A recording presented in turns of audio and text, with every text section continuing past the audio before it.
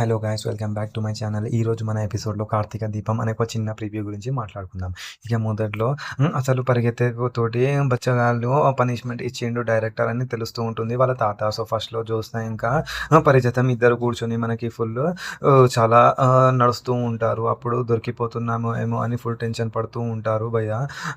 శివనారాయణ తాత అయితే గట్టిగా ఫిక్స్ అయ్యి అందరినీ ఆఫీస్కి రమ్మంటాడు. అక్కడ స్టాఫ్ అందరూ వచ్చి మన దీప అమ్మాయిని చాలా గట్టిగా పొగిడేసి తనని సీఈఓ సీట్లో కూర్చోబెడితే జ్యోత్స్నకి అయితే ఫుల్ కాలిపోతూ ఉంటుంది.